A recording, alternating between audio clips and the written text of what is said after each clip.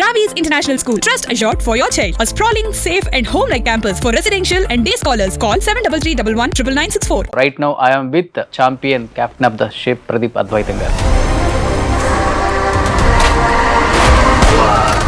ఎందుకు 5-6 days before trailer release చేయటం, ఆ బజ్ అనేది జనంలోకి అంతగా రాలేదు, రీచ్ అవ్వలేదు అన్నది ఒకటి ఉంది. ఇంకోటి ల్యాక్ ఆఫ్ ప్రమోషన్స్ కూడా పెద్దగా చేయలేదు. షూట్ ఫినిష్ అయ్యేసరికి కొంచెం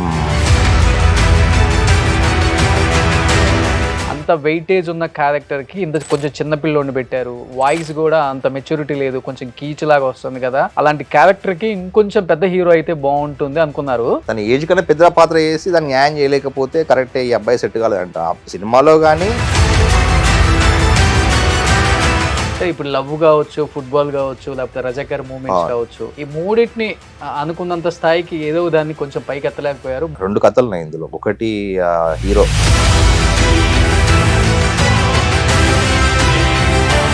ఛాంపియన్ స్టోరీ మీరు విజయ్ దేవరకొండ చెప్పారా? అదే అనుకున్నాం 19లో అనుకున్నప్పుడు. చాలా సంవత్సరాల తర్వాత కళ్యాణ్ చక్రవర్తి గారు కథ ఒప్పించటం లేదు, ఆ క్రెడిట్ పూర్తిగా స్వప్న గారిది. అడిగారండి, ఎందుకంటే 40 years సినిమాకి ఇంత దూరంగా ఉన్నారు, ఇంత మంచి యాక్టరు, ఇంత పెద్ద ఫ్యామిలీ, ఎదిగేవాడిని తొక్కేద్దామని చూసేదే సినిమా ఇండస్ట్రీ. మేబీ రోషన్ మీద కొంత ఇన్ఫ్లుయెన్స్ అది పడిందేమో, కొంత ఏదైనా చేశారేమో అని కూడా బయట ఒక టాక్ ఉంది. ఇప్పుడు ఫస్ట్ క్వశ్చన్ అదే అన్నారు, ఆడియన్ ఏమన్నారు, రోషన్ నెక్స్ట్ స్టార్ రా అని చెప్పేసి. మరి అంత మంచి సినిమాకి ఇట్లాంటి రివ్యూస్ వినాల్సి వచ్చిందంటే ఎందుకు వినాల్సి వచ్చింది?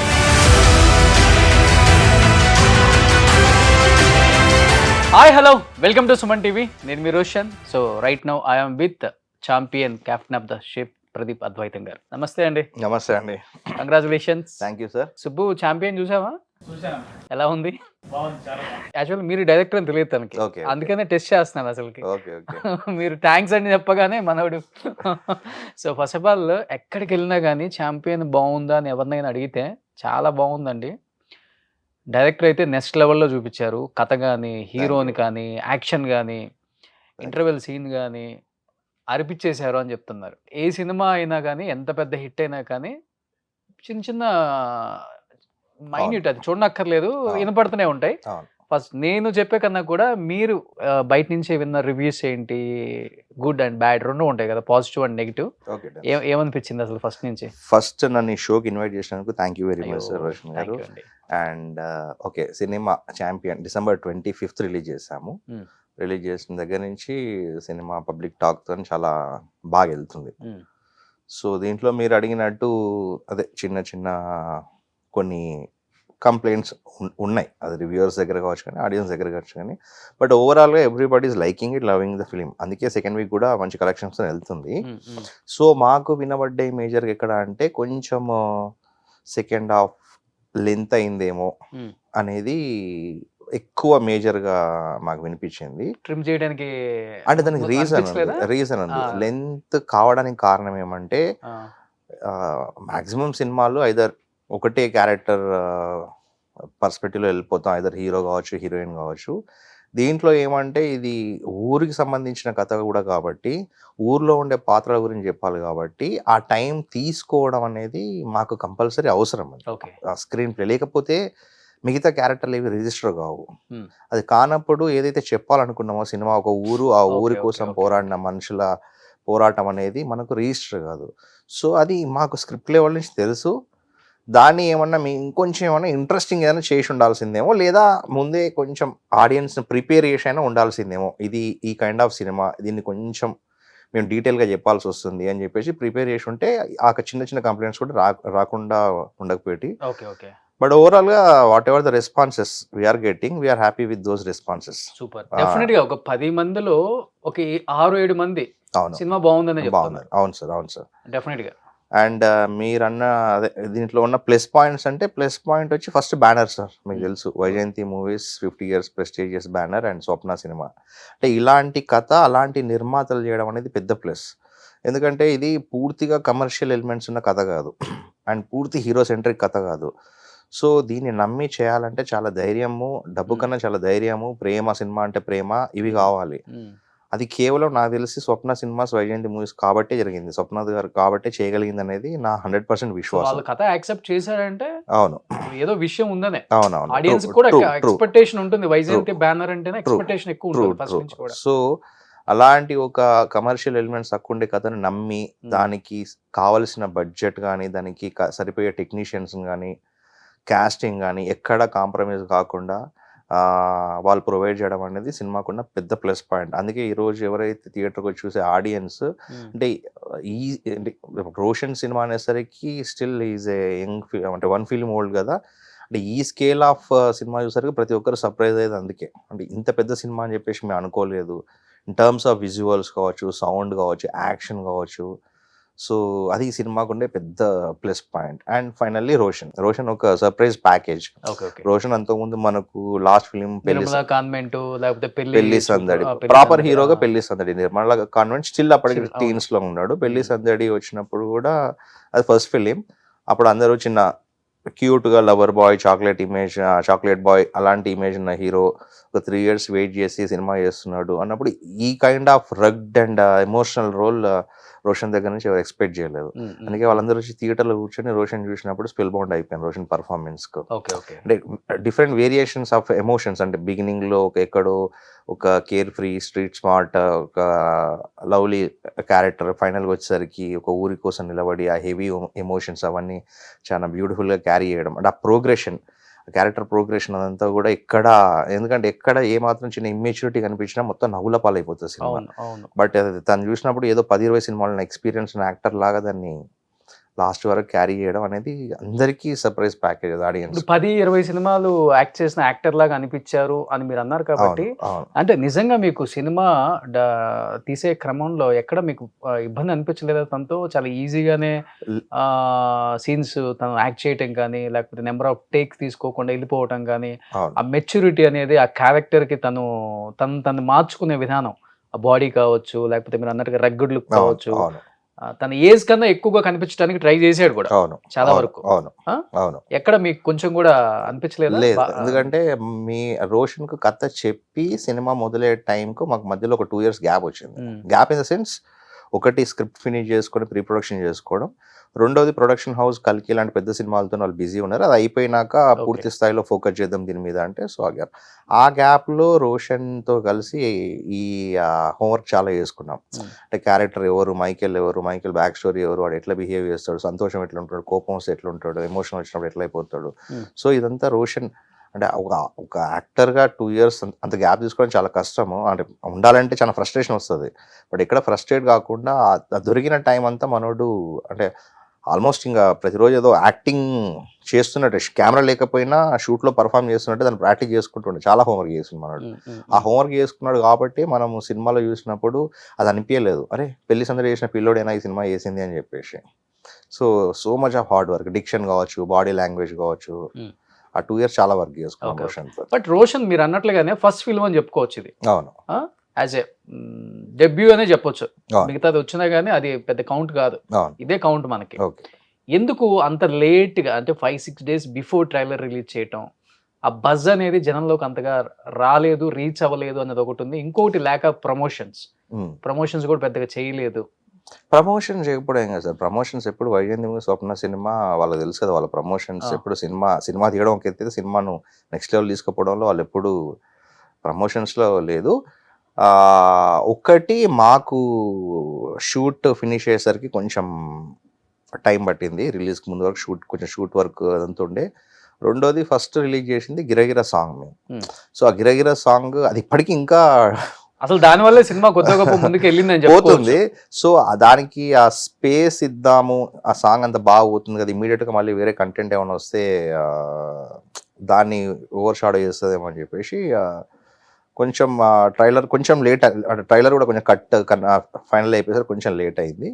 సో ట్రైలర్ ఒక్కటి కొంచెం ముందు వచ్చి ఉంటే ఇంకా ఎక్కువ మందికి దీని గురించి తెలిసేదేమో, అంతే తప్పించి ప్రమోషన్స్, ల్యాక్ ఆఫ్ ప్రమోషన్స్ ఏం లేదు. బిఫోర్ రిలీజ్ హీరో ఇంటర్వ్యూస్ లేవు, మీ ఇంటర్వ్యూస్ లేవు, ఒక హీరోయిన్ అంటే ఒకటి బిజీ ఉన్నాను సార్. అంటే షూట్ జరుగుతుంది మాకు, లాస్ట్ వీక్ వరకు కూడా షూట్ జరుగుతుంది. కొన్ని రీజన్స్ వల్ల, అంటే మాకు కాస్టింగ్ అది సెట్ కాలేదు. మీ సినిమా వస్తే పెద్ద కాస్టింగ్ ఉంది కదా, కేకే మీనన్ గారు, ప్రకాష్ రాజ్ గారు, పెద్ద కాస్టింగ్ ఉంది. వాళ్ళ డేట్స్ మాకు కొంచెం దొరికేసరికి లేట్ అయిపోయింది. సో అందుకే లాస్ట్ వీక్ వరకు ఏమైందంటే కొన్ని ఎపిసోడ్స్ షూట్ చేస్తూనే ఉన్నాం. చేసేసరికి కొంచెం ఇంకా రోషన్ బయటికి రావడానికి టైం దొరకలేదేమో. వన్స్ ఒకసారి షూట్ అయిపోగానే అందుకే ఫస్ట్ వరంగల్ దగ్గర నుంచి దాని తర్వాత గుంటూరు, రాజమండ్రి, వైజాగ్ ఇవన్నీ ఒక 3 days తిరిగేసి వచ్చాడు. కొంచెం ముందు అయిపోయి ఉంటే షూట్ మాకు అది ఇంకొంచెం ఎక్కువ టైం దొరుకుతుండేది. ఇప్పుడు ఆడియన్స్ కి ఎక్స్పెక్టేషన్స్ ఎక్కువ ఉంటుంది. అందులో శ్రీకాంత్ గారు అబ్బాయి కాబట్టి శ్రీకాంత్ గారిని ప్రేమించిన వాళ్ళు లేరు. అవును, ఒక ఫ్యామిలీ హీరో అని చెప్పారు. ఫ్యామిలీ హీరో అలాంటి వాళ్ళ అబ్బాయి వస్తున్నారంటే ఇంకా ఓవర్ ఎక్స్పెక్టేషన్స్ ఉంటాయి. అవును, డెఫినెట్ గా. ఎందుకంటే శ్రీకాంత్ గారి కన్నా ఇంకా చాలా బాగున్నాడు. అంటే ఆ ఏజ్ లో శ్రీకాంత్ గారు ఇంత అందంగా కూడా లేరు. రోషన్ అయితే కట్అవుట్ ఒక హాలీవుడ్, బాలీవుడ్ ఆ రేంజ్ లో ఉన్నాడు. డెఫినెట్ గా విల్ బికమ్ ఏ పెద్ద స్టార్ అవుతారు ఎప్పుడు. 200% నో డౌట్ దాంట్లో. ఆల్రెడీ ఆడియన్స్ నుంచి అది వచ్చింది కూడా. ఫ్యూచర్ లో పెద్ద స్టార్ అవుతుంది మేము చూడబోతున్నాం. ఎందుకంటే వాళ్ళే కదా ప్రేమించేది రేపు. కథ ఏదో వచ్చిందా కానీ ప్రేమించాల్సింది వాళ్ళే కాబట్టి వాళ్ళ నోటి నుంచి రావడం అనేది చాలా రేర్ అండి. నేను చాలా వరకు విన్నది ఆడియన్స్ నోటి నుంచి పెద్ద స్టార్ అవుతాడండి ఆ అబ్బాయి అని. అంటే అతని పర్ఫార్మెన్స్ చూసి వాళ్ళు రోషన్ అనగానే మనకు ఫస్ట్ కనిపించేది లుక్స్. అవును, లుక్స్ బాగున్నాడు, అందరికీ తెలుసు. బట్ థియేటర్కి వచ్చిన ఆడియన్స్ ఎందుకంటే పర్ఫార్మెన్స్ అది చాలా సర్ప్రైజ్ అయింది. అందుకే ప్రతి ఒక్కరు అరే స్టార్ కావాలంటే నాట్ ఓన్లీ లుక్స్ కదా, పర్ఫార్మెన్స్ కూడా కావాలి కదా. అది కనబడేసరికి అందరూ అరే స్టార్ అవుతాడు అని చెప్పేసి యునానిమస్ గా ఒప్పుకుంటున్నారు. అందులో నో డౌట్. బట్ అంత కష్టపడ్డా గానీ ఎందుకని కొంత వినాల్సి వచ్చింది బయట నుంచి.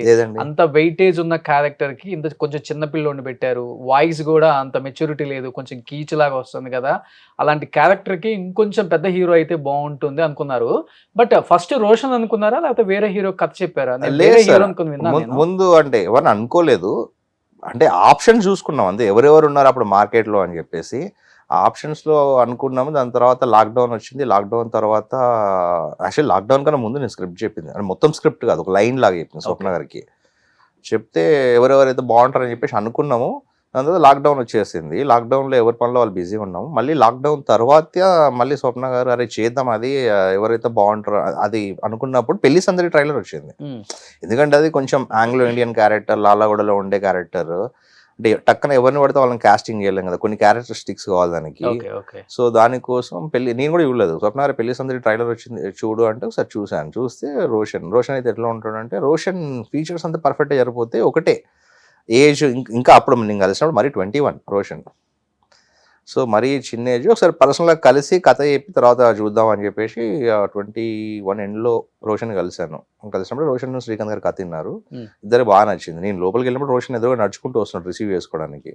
చూడగానే అది తెలుస్తుంది, అంటే నేను రాసుకున్న పాత్ర కాబట్టి సరిపోతాడు అని చెప్పేసి. కాకపోతే హెవీ యాక్షన్ అదంతా ఉంది అని చెప్పి లోపలికి వెళ్ళి కథ అంతా నచ్చినాక శ్రీకాంత్ గారు, రోషన్ గారు ఇద్దరికి నచ్చింది కథ. చేసేద్దాం అన్నాక మేము ఒక టెస్ట్ షూట్ చేసుకున్నాం. ఒక చిన్న టెస్ట్ షూట్, ఒక 2 hours 3 scenes emotional scenes Roshan మీద చేసినప్పుడు టెస్ట్ షూట్ బాగా వచ్చినప్పుడు లేదు క్యారీ చేయగలడని చెప్పి నమ్మకం వచ్చింది నాకు. అంటే చేయలేడని కాదు, అంత హెవీ క్యారెక్టర్ మీరు అన్నట్టు టూ యంగ్ అయిపోతాడేమో అని చెప్పి టెస్ట్ షూట్ చేస్తే టెస్ట్ షూట్లో అందరం చూసుకున్నాక అందరు హ్యాపీ. అప్పటి నుంచి జర్నీ స్టార్ట్ అయ్యింది. దాని తర్వాత ఒక 2 years మేమంతా వర్క్ చేసుకుంటూ ఉన్నాము. ఇప్పుడు అంటే బేసిక్గా పాత్ర కూడా నాకు తెలిసి ఆ సినిమాలో పాత్ర కూడా రోషన్ ఏజే. అది 24-25 ఉండే పాత్రనే అది. అదే 30 ఏళ్ళు 32 ఏళ్ళ పాత్ర కదా, అంత పెద్ద ఏజ్ గ్రూప్. అల్లూరు సీతారామరాజు ఇవన్నీ వచ్చినప్పుడు మనం అవును. అల్లూరు సీతారామరాజు యాక్చువల్గా ఆయన చనిపోయిన వయసు ఎంత? ఆయన 21కో 20కో చనిపోయాడు ఆయన. భగత్ సింగ్ చనిపోయినప్పుడు 18 years. ఏమంటే మన సినిమాలో పెద్ద యాక్టర్స్ చేసేసరికి వాళ్ళు పెద్ద ఏజ్ గ్రూప్ లాగా అనిపిస్తారు, కానీ రోషన్ పాత్ర కూడా 24-25 మైకేల్ ఏజ్ గ్రూప్ కూడా సినిమాలో. ఓకే. సో అందుకే కీచు గొంతు వచ్చింది. అవన్నీ ఏమంటే చాలా పట్టించుకోవాల్సిన కామెంట్స్ కాదు అని చెప్పేసి నాకు అనిపిస్తుంది. ఇప్పుడు మనం తన ఏజ్ కన్నా పెద్ద పాత్ర చేసి దాన్ని న్యాయం చేయలేకపోతే కరెక్టే ఈ అబ్బాయి సెట్ కాలేదంట. సినిమాలో కానీ యాక్చువల్ ఏజ్ కానీ రెండు ఒకటే ఏజ్ గ్రూప్. Okay okay. అంటే ఇప్పుడు లవ్ కావచ్చు, ఫుట్బాల్ కావచ్చు, లేకపోతే రజాకర్ మూమెంట్స్ కావచ్చు, ఈ మూడింటిని అనుకున్నంత స్థాయికి ఏదో దాన్ని కొంచెం పైకి ఎత్తలేకపోయారు. అలానే అనేది కూడా ఒకటి ఉంది. అంటే ఒకటి స్పష్టం సార్, అంటే స్క్రిప్ట్ ఓకే చేసుకున్నప్పుడు స్వప్న గారు నేను కూర్చున్నప్పుడు ఏదైతే 2 కథలు ఉన్నాయి ఇందులో. ఒకటి హీరో ప్రయాణం, 2 విలేజ్ కథ. సో ఈ రెండిట్లలో ఏది డామినేట్ చేయొద్దు. ఇప్పుడు ఒకవేళ ఎక్కడైనా సెకండ్ హాఫ్లో హీరో డామినేట్ చేస్తే విలేజ్ కథ పలచబడుతుంది, అవును అది డామినేట్ చేసి హీరో పలచబడతాడు. అవును. సో ఆ రెండింటికి సమన్యాయం చేయాలి, ఎక్కడ మనం డామినేట్ చేయదు అని చెప్పేసి నేను ముందు ఫిక్స్ అయిపోయినాం. ఓకే. ఫిక్స్ అయిపోయి దానికి తగ్గట్టే రాసుకుంటూ వచ్చాం. ఈవెన్ మేము సినిమా చూసుకున్నప్పుడు కూడా మాకు కూడా తెలుసు, అంటే ఇప్పుడు అనుస్వర వచ్చినాక హీరోయిన్గా ఫస్ట్ సాంగ్ రిలీజ్ చేసినాక విపరీతమైన అప్లాజ్ వచ్చింది ఇద్దరు పేరుకు, ఆ లీడ్ పేరుకు, అరే ఇద్దరు భలే ఉన్నారే అని చెప్పేసి. సో మాకు కూడా అది వచ్చింది ఫీడ్బ్యాక్, ఇద్దరు భలే ఉన్నారు అని చెప్పేసి. అన్నప్పుడు ఆబ్వియస్లీ సెకండ్ హాఫ్లో ఎక్కడో ఇంకొంచెం ఏమైనా ఎక్స్పెక్ట్ చేస్తారేమో ఆడియన్స్ వీళ్ళిద్దరి మధ్యలో అనేది మాకు కూడా తెలుసు.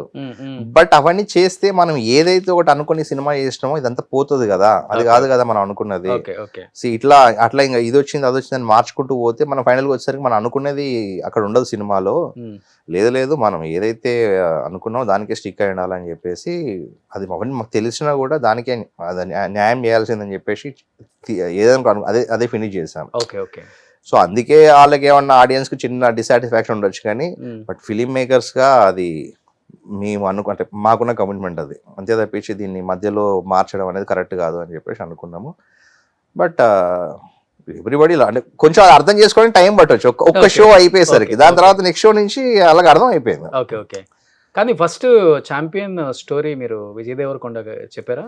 విజయ్ దేవరకొండకు చెప్పలేదు, అది అనుకున్నాం అప్పుడు 19లో అనుకున్నప్పుడు ఈ ఆప్షన్స్లలో. అప్పుడు విజయ్ కొంచెం ఈ తెలంగాణ బ్యాక్డ్రాప్ ఇది ఆ లాంగ్వేజ్ అది బాగా ఈజీగా పుల్ చేయగలడు కదా, విజయ్ అయితే బాగుంటుంది అనుకున్నాం. కానీ అదే సడన్గా అప్పుడు లాక్డౌన్ వచ్చింది. లాక్డౌన్ వచ్చినాక ఇంకా దాని తర్వాత అంటే కలవలేదు, అంటే ప్లాన్స్ అన్ని అందరికీ మారిపోయినాయి ఇలాగ లాక్డౌన్ తర్వాత. అందరు ప్రాజెక్టులు ఎవరి వాళ్ళే బిజీ అయిపోయినాయి. దెన్ ఎవరు అనుకున్నప్పుడు రోషన్ వచ్చాడు ఆన్వర్డ్లో. ఫస్ట్ హాఫ్లో తెలంగాణ నెగిటివిటీ చాలా బాగా చూపించారు.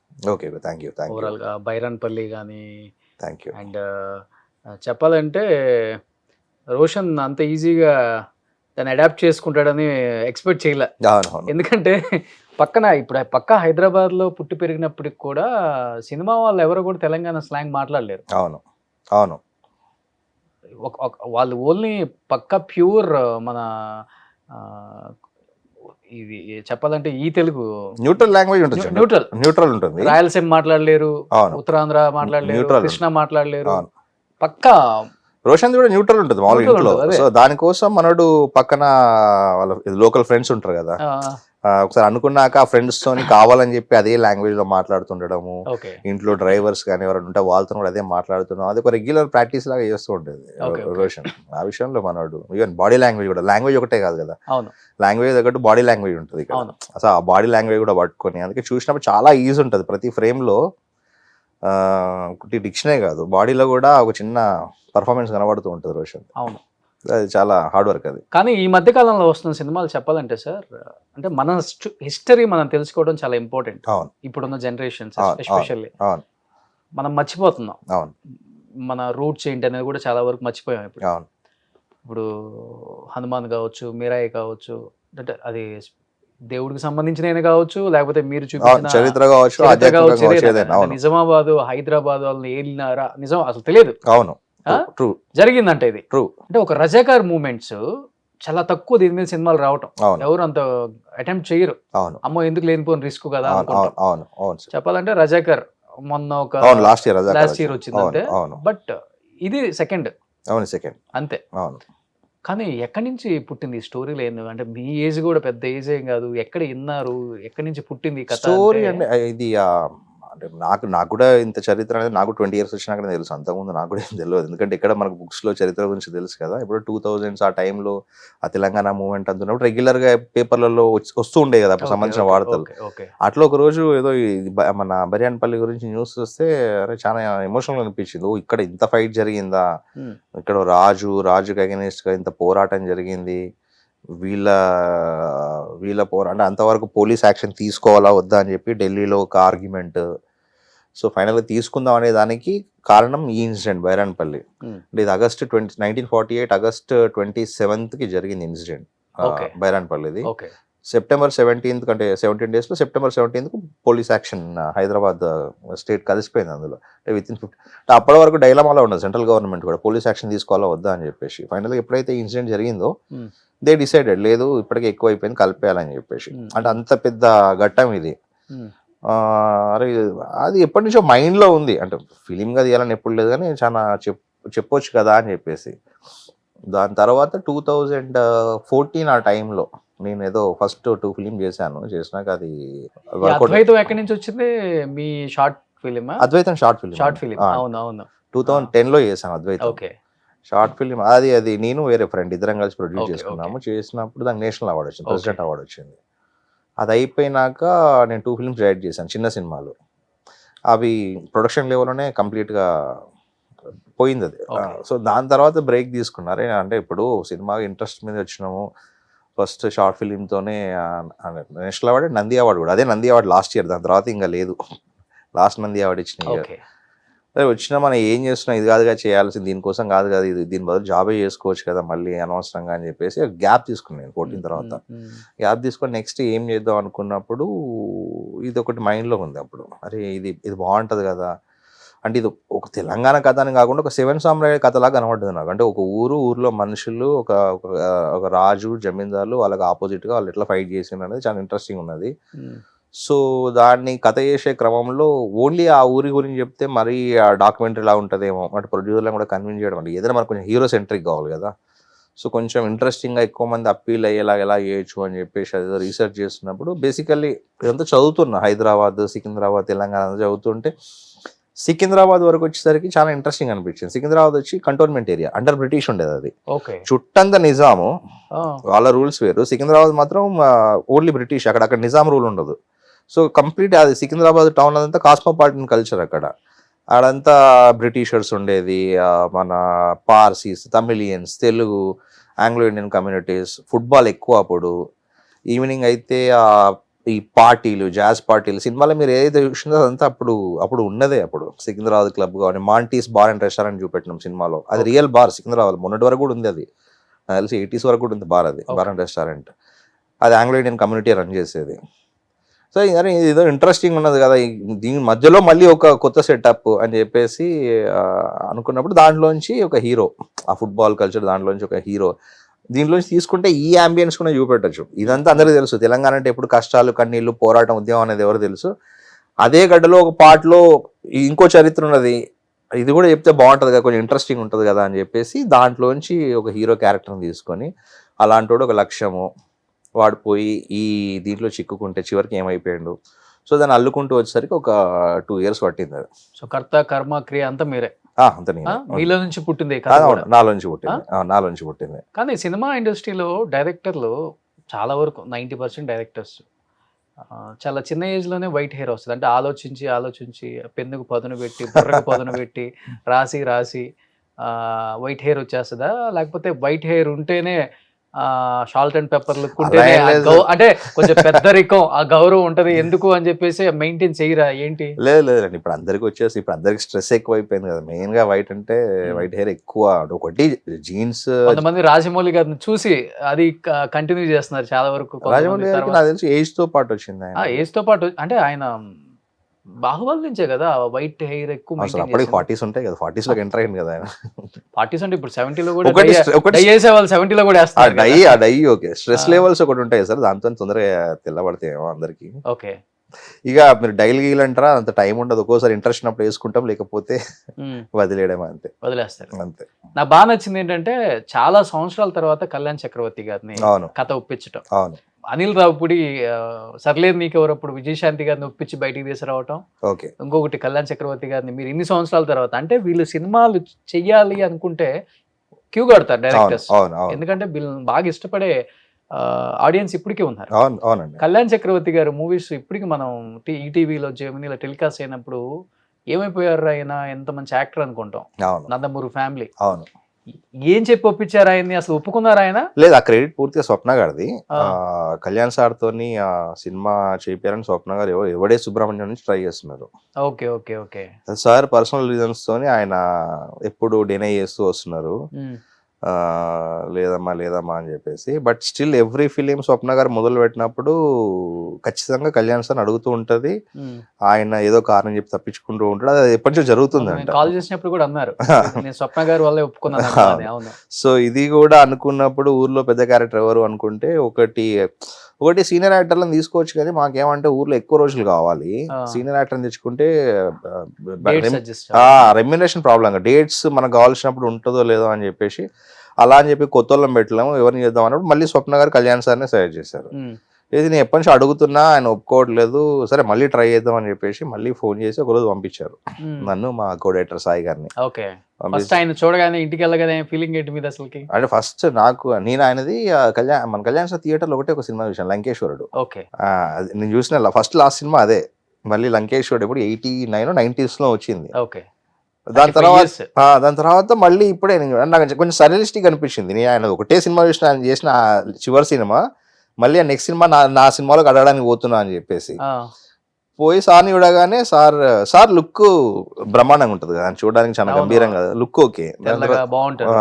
సో కూర్చోగానే ఆయన అదే చెప్పిండు, అమ్మ ఎప్పటి నుంచో అడుగుతున్నది స్వప్న, నేనే చేయట్లేదు, యాక్టింగ్ మర్చిపోయాను, 40 ఏళ్ళు నాకు అవసరం, మళ్ళీ ఇప్పుడు ప్రశాంతంగా ఉన్నా కదా అంటే. లేదు సార్ చూడండి, అందరూ బాగుంటుంది అందరూ అంటున్నారు, మీరు ఒకసారి వినండి, నచ్చితే చేయండి, లేకపోతే మీ ఇష్టం అని చెప్పేసి చెప్పాం. ఇట్లా ఊర్లో ఇట్లా ఇదని చెప్పినాక సరే ఒక 2 days టైం తీసుకొని ఏమనిపించిందో ఈసారి మరి ఓకే చెప్పేసి ఓకే 2 days తర్వాత చెప్పారు, చేస్తా అని చెప్పారు. ఓకే. So happy. దాని తర్వాత ఇంకా సార్ని కలిసి సార్తో, సార్ కూడా ఇప్పుడు అప్పటికిప్పటికి ఫిలిం మేకింగ్ స్టైల్ మారిపోయింది కదా, అప్పట్లో క్లాప్ బోర్డులు, ఇప్పుడు ఆ క్లాప్ బోర్డు లేవు. సో సార్తో కొంచెం మాట్లాడి సార్కి చెప్పి క్యారెక్టర్ గురించి చెప్పి కొంచెం హోంవర్క్ చేసుకొని, పాప ఆయనకి చెప్పినప్పుడు సార్కి చాలా ఒక 10 daysలో అయిపోతుంది సార్ మీదని చెప్పేసినాము. అంటే అంతే ఉండేది, కానీ దాంతో సెట్లోకి వచ్చినాక ఆల్మోస్ట్ సార్ 30 days పట్టింది, 30-35 days యాక్షన్లో, ఇంటర్వెల్ యాక్షన్, క్లైమాక్స్లో బాగా కష్టపెట్టినాం. అడిగారండి ఎందుకంటే 40 years సినిమాకి ఇంత దూరంగా ఉన్నారు, ఇంత మంచి యాక్టర్, ఇంత పెద్ద అడగలేదు అంటే అదే ఇంటర్వ్యూలో చెప్పినట్టున్నారు కదా సార్, వాళ్ళ బిజినెస్ అవి చూసుకోవాల్సి వచ్చింది, వాళ్ళ ఫాదర్ తర్వాత అని చెప్పేసి పర్సనల్ రీజన్స్ అవన్నీ మనం. ఓకే. మళ్ళీ కంటిన్యూగా సినిమాలు చేస్తారనిపిస్తుంది ఆయన ఊపు చూస్తే ఇప్పుడు మాకు. మేము కూడా అదే చెప్పినాం సార్, చేయండి సార్ బాగుంటుంది, చేయండి సార్. ఇంకో సినిమా కూడా ఏదో కమిట్ అయినట్టున్నారు, అది ఆయన చెప్పాలా? నేను 4-5 years నుంచి అడుగుతున్నా ఇంటర్వ్యూ ఆయన. ఓకే. ఆయన చాలా అంటే 2% అంటే ఎక్కువ మాట్లాడరు సార్ ఆయన. ఈవెన్ సెట్ లో కూడా ఉంటారు, ఫ్రీగా ఉంటారు, కానీ ఎంత మాట్లాడాలో అంతే, అంటే ఎక్కువ మాట్లాడరు ఆయన. ఓకే. కానీ యాక్టింగ్ లో ఎలా, అది యాజ్ ఇట్ ఈజ్ అలానే ఉందా ఆయన బాడీలో, లేకపోతే కొంచెం కష్టపడ్డారా? అది ఉంటది కదా సార్, యాక్టింగ్ అనేది వాళ్ళకు బేసిక్ గా లోపల ఉంటది. అది కొంచెం ఇప్పుడు దీనికి వచ్చేసరికి డిక్షన్ అది వేరు కదా, డిక్షన్ అది వేరు కాబట్టి కొంచెం ప్రాక్టీస్ అది చేయించడం, ఏదైనా పదాలు తెలంగాణ పదాలు వచ్చినప్పుడు కొంచెం ఇబ్బంది పడేది. ఓకే. టైం తీసుకొని ప్రాక్టీస్ చేసుకొని చేసేది. ఓకే. ఓకే. బట్ యాక్టింగ్ అనేది లోపల ఉంటేనే వస్తుంది, మనం నేర్పిస్తే రాస్తారు. అది యాక్చువల్గా ఇలాంటి ఒక సినిమాకి పెద్ద పెద్ద కొరియోగ్రాఫర్స్ని సెలెక్ట్ చేసుకుంటారు, ఈ ప్రోగ్రామ్స్ చేస్తారు, లేకపోతే డాన్స్ స్టూడియో, లేకపోతే ఆట అవి చేసిన వాళ్ళు, మంచి టాలెంట్ ఉంది వాళ్ళకి, సందీప్ కానీ జ్యోతిక్ కానీ. కానీ ఒక మంచి అవకాశం కోసం ఎప్పటి నుంచో వెయిట్ చేస్తున్నారు. వాళ్ళని పెట్టాలన్న థాట్ అవుద్ది ప్రొడక్షన్ ఉందా లేకపోతే మీద?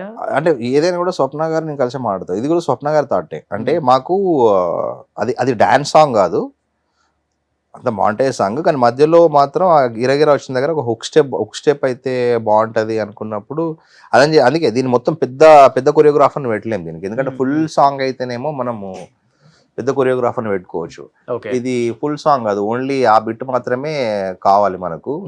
సో అందుకన్నప్పుడు ఎవరు యంగ్స్టర్స్ ఎవరు అన్నప్పుడు ఆట సందీప్ అయితే బాగుంటదేమో అంటే సందీప్ మాస్టర్ని పిలిచి ఆయనకు మేము తీసిన ఫుటేజెస్ అవన్నీ చూపెట్టి ఈ ప్లేస్ లో ఇది కావాలా మాస్టర్ ఒకసారి మీరు ఏంటి అంటే ఆయన 3 days 4 days లో అంతే ఒక స్టెప్ ఒక లక్ష రీల్స్ ఈజీగా ఉండుంటాయి కంపోజ్ చేసి చూపెట్టారు. నచ్చింది మాకు, నచ్చగానే వెంటనే సెట్ లో ఒక 1 day షూట్ అంతే. అవి ఈజీగా వచ్చి ఉంటాయి సార్. రిలీజ్ టైం వరకు 60,000 రీల్స్ ఏమి వచ్చినాయి, దాని తర్వాత ఇప్పుడు కూడా ఇంకా స్టిల్ అది పోతుంది డెఫినెట్ గా. బట్ స్టార్ కిడ్ కాబట్టి డెఫినెట్ గా రోషన్ ఎక్స్పెక్టేషన్ ఎక్కువ ఉంటుంది ఆడియన్స్ కి. అవును. బట్ ఫస్ట్ డే షో పడిన తర్వాత కొంచెం మిక్స్డ్ రివ్యూస్ కానీ మిక్స్డ్ టాక్ కానీ విన్నప్పుడు కొంచెం పానిక్ అవుతాం. అవును డెఫినెట్ గా. శ్రీకాంత్ గారు ఫస్ట్ రియాక్షన్ ఏంటి అసలుకి? శ్రీకాంత్ గారు కానీ రోషన్ కానీ వాళ్ళు రివ్యూ చూడరు సార్. అంటే వాళ్ళు నాకు ఎక్కువ భయం ఉంటుంది, ఎందుకంటే నాకు ఒకటి సినిమా, 2 రోషన్, ఆ 2 రెస్పాన్సిబిలిటీస్ ఉన్నాయి. వాళ్ళు వెరీ మచ్ కాన్ఫిడెన్స్. శ్రీకాంత్ గారు అంత నమ్మకం లేకపోతే ఆయన 3-4 years నుంచి అసలు ఒక రోజు కూడా ఏం జరుగుతుంది అని ఆయన అడగకుండా ఉండరు. ఆయన వెరీ మచ్ కాన్ఫిడెంట్గా ఉన్నాడు. ఆయన సినిమా కూడా ట్రైలర్ టీజర్ చూసిన ఒక్క రోజు కూడా ఆయన వచ్చి రష్ చూడడం కానీ ఏది లేదు. ఆయన ఎందుకో ఆ నమ్మకంతో ఉన్నారు. రిలీజ్ రోజు కూడా డైరెక్ట్ గా ఏడ్చారా, ఎమోషనల్ అయ్యారు ఏమన్నా? నేను సార్ తో చూడలేదు, సార్ దేవిలో చూసాను, నేను ప్రసాద్లో వెళ్ళాను. ఓకే, ఈవినింగ్ కలుస్తాం కదా. ఫోన్ చేశారు, ఓకే, ఫోన్ చేశారు. మన దేవిలోకి వెళ్ళి సినిమా చూసినాక బయటకు వచ్చి కాల్ చేసి చెప్పింది అదే, నీ ఏం పట్టించుకోవద్దు, నువ్వు ఆ రివ్యూస్ అవన్నీ ఏం పట్టించుకోవద్దు, సినిమా బ్రహ్మాండంగా పోతుంది, రోషన్ అయితే పెద్ద సర్ప్రైజ్, నేనే అన్న నువ్వేంద్ర ఎంత పర్ఫార్మెన్స్ చేసినావు అని చెప్పేసి, మేము చాలా హ్యాపీ, మిగతా నువ్వేం పట్టించుకోకు అని చెప్పేసి. సో నాకు ఎక్కడ వచ్చిన టెన్షన్ ఉన్నా మార్నింగ్ యూఎస్ రివ్యూ చూడగానే, బట్ స్టిల్ అదే చెప్తున్నా, end of the day public real reviewers. Okay, so అది ఒక షో అయిపోయినాక అంటే ఎన్ నెంబర్ ఆఫ్ స్టార్స్ పెరిగిపోతూ ఉన్నారు, ఐ మీన్ హీరోస్. అవును, కొత్త హీరో వస్తున్నాడు, హిట్స్ పడుతున్నాయి అంటే ఉన్న స్టార్లకు హీరోలకు కొంచెం భయం ఉంటుంది. ఓకే, డెఫినెట్ గా అందరూ చెప్తుంటారు ఇండస్ట్రీలో ఏముండదండి, టాలెంట్ ఒకటి ఉంటే చాలండి, కథ ఉంటే చాలండి, కాంటెంట్ ఏదండి నిలబెట్టేది అంటారు. కానీ ఇక్కడ చాలా రాజకీయం ఉంటుందని అందరికీ తెలుసు. ఎవడిని ఎవడు ఎదగనివ్వడు, ఎక్కడ ఎదిగేవాడిని తొక్కేద్దామని చూసేదే సినిమా ఇండస్ట్రీ. ఓకే, ఇది కాదు అని చెప్పిన వాడిని ఎవరైనా వచ్చి కూర్చొని నేను ఇంటర్వ్యూ కూడా చేయగలను. ఓకే, చాలా వరకు చూసాం మనం. మేబీ రోషన్ మీద కొంత ఇన్ఫ్లుయెన్స్ అది పడిందేమో, కొంత ఏదైనా చేశారేమో అని కూడా బయట ఒక టాక్ ఉంది ఇప్పుడు. ఏమొస్తారంటే రివ్యూస్ కావచ్చు, లేకపోతే అవి నేను మాట్లాడలేను. సో బట్ ఏదైనా కూడా ఫైనల్ గా ఇప్పుడు వాళ్ళు ఎవరేం చేసినా కూడా ఎండ్ ఆఫ్ ది ఆడియన్సే కదా చెప్పాల్సింది. మీరే అన్నారు, ఫస్ట్ క్వశ్చన్ అదే అన్నారు, ఆడియన్ ఏమన్నారు, రోషన్ నెక్స్ట్ స్టార్ రా అని చెప్పేసి. మరి అంత మంచి సినిమాకి ఇట్లాంటి రివ్యూస్ వినాల్సి వచ్చిందంటే ఎందుకు వినాల్సి వచ్చిందండి? ఏవో సార్ అదే మాకు సినిమా, వాళ్ళకి సినిమా నచ్చలేదు, ఇంకా వాళ్ళ పర్సనల్ ఒపీనియన్, మన ఏం చేస్తాం. అందుకే ఫస్ట్ డే తర్వాత ఎప్పుడైతే ఆ రివ్యూస్ తో సంబంధం లేకుండా ఆడియన్స్ థియేటర్కి వచ్చి నాకు తెలిసిన వాళ్ళు బయట వాళ్ళు ఫోన్ చేసి అప్రిషియేట్ చేయడం మొదలు పెట్టినా మాకు అర్థమైపోయింది, పట్టించుకోవాల్సిన అవసరం లేదు. ఒకసారి పబ్లిక్ నచ్చినాక, ప్రేక్షకులకు నచ్చినాక అదే రియల్ రివ్యూ, అదే రియల్ ఫీడ్బ్యాక్, అంతే మించి దాని గురించి ఎక్కువ. కానీ మెచ్యూరిటీ లెవెల్స్ కూడా వేరే లెవెల్ అనుకుంటా రోషన్ కి, మాట్లాడే పద్ధతి కానీ ఎలా ఉండాలో లౌక్యం తెలిసిన వ్యక్తి అంటారు. లౌక్యం కాదు సార్, అంటే లౌక్యం అంటే అది ఏమంటే ఎక్కడ ఎట్లా బిహేవ్ చేయాలో అని చెప్పేసి చిన్న క్యాలిక్యులేషన్ ఉంటాయి. రోషన్ జెన్యూన్ అండ్ ఇమేజ్ అంటే సారీ మెచ్యూర్డ్, అంటే 21 ఆ ఏజ్ కలిసినప్పుడే తనకి అంటే ఏం కావాలనేది చాలా క్లారిటీ ఉన్నది, ఏం చేయాలి. ఎందుకంటే స్టేజ్ మీద రామ్ చరణ్ చీఫ్ గెస్ట్ గా వచ్చారు, అంటే వాళ్ళ ఫాదర్ ని అడ్రస్ చేస్తూ ఒక మాట అంటారు, నీ ఐడెంటిటీ నా ఐడెంటిటీ. ట్రూ కదా అది అవును, అది అవన్నీ మనడు నిజంగా చిన్నప్పటి నుంచి మెచ్యూరిటీ ఎక్కువ. అంటే ఇంట్లో ఊహా గారు వాళ్ళు కూడా అంతే కదా, శ్రీకాంత్ గారు, ఊహా గారు కూడా చాలా, వాళ్ళు కూడా వాళ్ళని చూసినప్పుడు అదే అనిపిస్తుంది. చరణ్ గారు ఏం చెప్పారు ట్రైలర్ చూసిన తర్వాత? ఆయనకు చాలా బాగా నచ్చింది సార్, ట్రైలర్ చాలా బాగా నచ్చింది. ఆయన చాలాసేపు మాట్లాడాడు ట్రైలర్ గురించి. అంటే మాకే ఇంకా ఎక్కువ టైం లేదు, ఆయన షూట్ నుంచి వచ్చారు, కొంచెం అర్జెంట్గా వెళ్ళిపోవాలని చాలా అప్రిషియేట్ చేసిండు ట్రైలర్ చూసి. ఇండస్ట్రీ నుంచి మీకు వచ్చిన బెస్ట్ కాంప్లిమెంట్స్ అంటే ఈ సినిమా మా చందు గారే సార్, చంద్రశేఖర్ రెడ్డి. మీరు ఆయన శిష్యుడే? శిష్యుడు అంటే ఆయనతో పాటు ట్రావెల్ చేశాను నేను, అంటే ఇక్కడ ఇండస్ట్రీలో గురువు అంటే ఆయన కన్సిడర్ చేస్తాను గురువు లాగా. ఆయన సెకండ్ డే సినిమా చేసి నైట్ కాల్ చేసి ఆయన ఫస్ట్ అదే సినిమా చాలా బాగుంది, చాలా కమాండబుల్ జాబ్, అంటే ఒక ఎక్స్పీరియన్స్ డైరెక్టర్ లాగా చేసావు, చిన్న కంప్లైంట్స్ ఉన్నాయి బట్ అవన్నీ అంటే మనం ఫిలిం మేకర్ గా మనం చూస్తాం కాబట్టి మనకు అవునవును ఆడియన్స్ కదంతా సంబంధం లేదు అని చెప్పేసి ఆయన దగ్గర నుంచి, ఎందుకంటే ఆయన చాలా తక్కువ మాట్లాడతారు, ఆయన ఎక్కువ కాల్ కూడా వేయరు. సడన్ గా కాల్ వచ్చింది నాకు, ఈయన దగ్గర నుంచి కాల్ వస్తుంది నేను తిడతాడు అని చెప్పేసి. కానీ డైరెక్టర్స్ దగ్గర నుంచి కాల్ రావడం పెద్ద గొప్ప కాదు, దాంట్లో హీరోస్ దగ్గర నుంచి రావడం చాలా గొప్ప అని నేను అనుకుంటాను సార్. అవును, అలా మీకు లైక్ హీరోస్ దగ్గర నుంచి ఎవరి దగ్గర నుంచి రాలేదు ఇంకా ఇంత మంచి సినిమా తీసినా కానీ. అంటే అది చూసి ఉండాలి కదా సార్, అందరికి చూసి అంటే తీరుబాటు కూడా ఉండాలి కదా, చూసి ఉండకపోవచ్చు. ఇంకా నెక్స్ట్ ఓటీటీ ఉంది కదా, ఓటీటీలోకి వచ్చినప్పుడు ఇప్పుడు ఆల్మోస్ట్ థియేటర్ ఎంతో ఓటీటీ కూడా అంత అయిపోయింది కదా, కుదరాలి. నెక్స్ట్ ఎవరితో సైన్ చేశారా? ఏం లేదు సార్, ప్రస్తుతానికి మన సేవ్ ద టైగర్స్ కు నేను షూర్ అండి అన్నాను కదా, అదొకటి సీజన్ 3 షూట్ అయిపోయింది.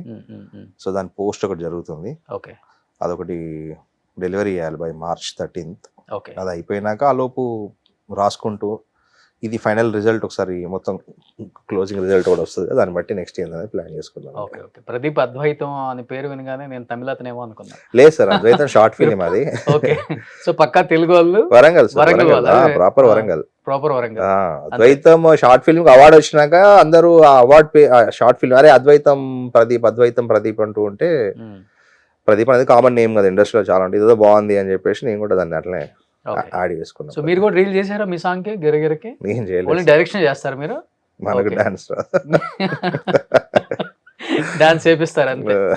So but as a director గా నేను సక్సెస్ అయ్యాను, మంచి సినిమా తీశాను, మంచి కాంటెంట్ ఆడియన్స్ కి ఇచ్చాను అన్న ఒక సంతృప్తి అయితే ఉంది కదా? 100%. దానికి మొట్టమొదటి థ్యాంక్స్ చెప్పాల్సింది స్వప్న గారికి. అంటే ఇప్పుడు నాకు కళ ఉండడం వేరు, నీ కథ చెప్పాలనుకోవడం వేరు. దాన్ని నమ్మి నా అంత బలంగా నమ్మి నిలబడే నిర్మాత కూడా చాలా గొప్ప. సో తను ఏదైతే 4 ఏళ్ల క్రితం అనుకోని సినిమా మొదలుపెట్టినప్పుడు తను ఏదైతే నమ్మిందో అది చివరి వరకు నాతో పాటు నిలబడ్డది. అదే మేము డెలివరీ చేస్తున్నాము ఈరోజు, అదే నచ్చుతుంది అందరికీ. ఆ విషయంలో 100% హ్యాపీ. అంటే ఒక అలాంటి కథను చెప్పడానికి ఎంతమంది రిస్క్ తీసుకుంటారు. నేను రాసుకుంటే సరిపోదు కదా. సో రకరకాల రివ్యూస్ వచ్చినప్పటికి కూడా సినిమాని సినిమాగానే ప్రేమించే చాలా మంది ఆడియన్స్ ఉన్నారు కాబట్టి ఈరోజు ఛాంపియన్ బతికింది. అవును సార్, ఓకేనా? అలాంటి ప్రేక్షకులకి, ఇంకా చూడని ప్రేక్షకులకి ఏం చెప్పాలనుకుంటున్నారో మీ మాటల్లో? మొదట మా సినిమాను రివ్యూలతో సంబంధం లేకుండా థియేటర్కి వచ్చి ఆదరించిన ప్రేక్షకులందరికీ thank you very much. Champion అనేది ఒక చూడాల్సిన సినిమా, ఎందుకంటే దీంట్లో ఒక మర్చిపోయే చరిత్రను తెలియపే ప్రయత్నం చేశాం. And it's a clean film. అంటే ఇప్పుడు వచ్చే అసభ్యత, హింస ఇలాంటివి లేకుండా మీరు మీ పిల్లలతో పాటు వచ్చి హ్యాపీగా థియేటర్లో కూర్చొని ఒక మంచి ఎక్స్పీరియన్స్ చేసే ఫిలిం. సో చూసిన వాళ్ళందరికీ థ్యాంక్స్. చూడని వాళ్ళు ఉంటే please come to theatres and watch it. మీరు అందరూ ఖచ్చితంగా ఎంజాయ్ చేస్తారు. సో థ్యాంక్ యూ అండి, thank you so much. Thank you అండి, థ్యాంక్ యూ. చాలా గ్రేట్ అటెంప్ట్ అని చెప్పవచ్చు. Thank you sir, thank you. Dare attempt sir అది. ఊరికే కాదు, అంటే ఆ చరిత్రని స్క్రీన్ మీద చెప్పే విధానం సరిగా చెప్తేనే సక్సెస్ అవుతుంది. అవును అవును. అది కొంచెం మిస్ఫైర్ అయినా కానీ చాలా కష్టం. అవును. మీ సినిమాకి ఎక్కడా కూడా ఈయన చెప్పే విధానం బాలేదురా బాబు అని ఇవ్వడం లేదు. చెప్పే రివ్యూర్స్ కూడా కొంతమంది ఫస్ట్ హాఫ్ చాలా స్మూత్ గా వెళ్ళిపోయింది, జనానికి బాగా ఎక్కింది. సెకండ్ హాఫ్ కొంచెం లాగ్ అయింది. ఎందుకు లాగ్ అయింది అంటే మీరు అన్నమాట కూడా నాకు బాగా నచ్చింది. ప్రతి క్యారెక్టర్ కూడా రిజిస్టర్ అవ్వాలి. ఎందుకంటే చిన్న చిన్న క్యారెక్టర్స్ కూడా చాలా బాగా రిజిస్టర్ అయింది మూవీలో. దాన్ని కొంచెం తీసుకెళ్లే విధానంలో లాగ్ అయింది. అది మటుకు మీరు ముందు నుంచి కన్వే చేయలేదు కాబట్టి అది కొంచెం ఎక్కలేదు అంతవరకే. సో ఓవరాల్ గా సినిమా అయితే ఎక్స్ట్రాడినరీగా వచ్చింది. రోషన్ అయితే ఎక్స్ట్రాడినరీగా చేశారు. ప్రొడక్షన్ వాల్యూస్ అయితే నెక్స్ట్ లెవెల్, సినిమాటోగ్రఫీ అయితే వేరే లెవెల్ అండి. Thanks to Madhi garu, thanks to Madhi sir, Thotatharani sir, Peter Heins master and Chanti garu editor and Mickey's music. అంటే ప్రతి ఒక్కరు వాళ్ళ క్రాఫ్ట్ లో ద బెస్ట్ ఈ సినిమాకి ఇచ్చారు. సూపర్. సో చూడని వాళ్ళు ఎవరైనా కానీ ఉంటే ఛాంపియన్ మూవీ నిజంగా వెళ్ళి చూడండి. ఎందుకంటే డిసెంబర్ 2025 ఇంకా మర్చిపోలేం మనం. ఎందుకంటే డిసెంబర్ మంత్ ఎండ్ లో అన్ని సినిమాలు రిలీజ్ అయ్యాయి. అవును సార్. రిలీజ్ అయిన అన్ని సినిమాలకు కూడా మంచి పాజిటివ్ టాక్ వచ్చింది. అండ్ 26 రేపు సంక్రాంతికి కూడా చాలా సినిమాలు రిలీజ్ ఉన్నాయి అనమాట. సో నిజంగా ఇన్ని మంచి సినిమాలు రావటం, ఇంత మంచి ఎంటర్టైన్మెంట్ ఇవ్వటం నిజంగా మేకర్స్ కి హ్యాట్స్ అప్, సెల్యూట్. ఎందుకంటే సినిమా డబ్బు కోసం అనేది పక్కన పెడితే ఇంత మంచి ఎంటర్టైన్మెంట్ అనేది 25 నుంచి బాగా స్టార్ట్ అయిపోయింది. ప్రతి ఒక్క మేకర్ కూడా ది బెస్ట్ ఆలోచించేస్తున్నారు. ఇలాంటి మేకర్స్ ఇంకా రావాలి. అండ్ కొత్త కొత్త హీరోస్ కి మంచి ప్లాట్ఫామ్ అండి. 25 కానీ 26 కానీ డెఫినెట్ గా మీరు కూడా మంచి సినిమాలు చేయాలని మనస్ఫూర్తిగా కోరుకుంటున్నాను. Thank you so much. Thank you అండి. సుమన్ టీవీలో మీ పర్సనల్ అండ్ బిజినెస్ ప్రమోషన్స్ కోసం కింది నెంబర్ కి కాంటాక్ట్ చేయండి.